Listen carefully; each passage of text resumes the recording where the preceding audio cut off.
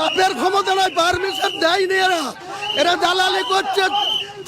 শেষ বেলার প্রচারে বেরিয়ে পুলিশের বাধার মুখে পড়লেন আম জনতা উন্নয়ন পার্টির চেয়ারম্যান তথা নওদা বিধানসভা কেন্দ্রের প্রার্থী হুমায়ুন কবির। মঙ্গলবার এই ঘটনাকে কেন্দ্র করে নওদা থানা এলাকায় ব্যাপক উত্তেজনা ছড়ায়। পুলিশের সঙ্গে রীতিমতো কথা কাটাকাটিতে জড়িয়ে পড়েন প্রার্থী। শেষ পর্যন্ত মেজাজ হারিয়ে গাড়ি থেকে নেমে হেঁটেই সমর্থকদের নিয়ে প্রচার সারেন তিনি। স্থানীয় সূত্রে খবর, নির্বাচনের শেষ মুহূর্তের প্রচারে এদিন হুড খোলা গাড়ি নিয়ে বের হয়েছিলেন তিনি, কিন্তু অভিযোগ নওদা থানার পুলিশ তাঁর পথ আটকায়। পুলিশের দাবি, প্রচারের জন্য যে গাড়ি ব্যবহার করা হচ্ছিল তার আগাম কোনো অনুমতি ছিল না। অনুমতি ছাড়াই গাড়ি নিয়ে প্রচারে আইনি নিষেধাজ্ঞা রয়েছে বলে সাফ জানিয়ে দেয় পুলিশ। এই ঘটনা নিয়ে নওদা এলাকায় রাজনৈতিক মহলে চাঞ্চল্য ছড়িয়েছে।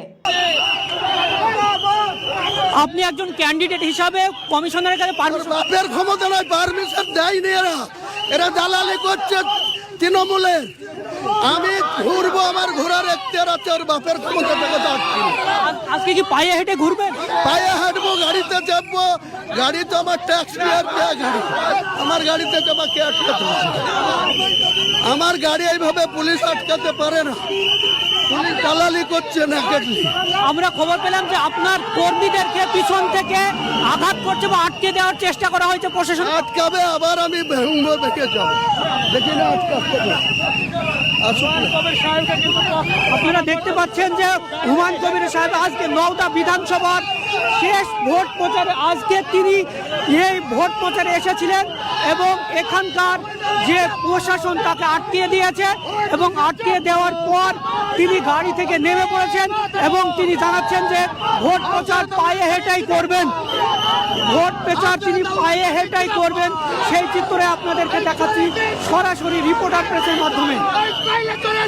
সরাসরি দেখছেন আপনারা রিপোর্টার প্রেসের মাধ্যমে যে আজকে হুমায়ুন কবিরকে আটকিয়ে দিয়েছে, কারণ প্রশাসনের পক্ষ থেকে জানানো হচ্ছে যে পারমিশন নেই, কিন্তু হুমায়ুন সাহেব জানাচ্ছে আমার কেন্দ্র, আমি বিকেল 5টা পর্যন্ত ঘুরতে পারি কমিশনারের আইন অনুযায়ী। সেই চিত্রে আপনাদেরকে তুলে ধরছি নওদা থেকে। আজকে আপনারা জানেন প্রথম দফার শেষ প্রচার, আর শেষ প্রচারেই হুমায়ুন কবির সাহেব তার কেন্দ্র 74 নম্বর নওদা বিধানসভায় তিনি প্রচারে নেমেছেন, জনসংযোগে নেমেছেন। হঠাৎই প্রশাসনের পক্ষ থেকে তার গাড়ি আটকে দেওয়া হয় এবং তাকে পায়ে হেঁটে বাধ্য করে প্রচার করতে। সেই চিত্র দেখছি নওদা থেকে।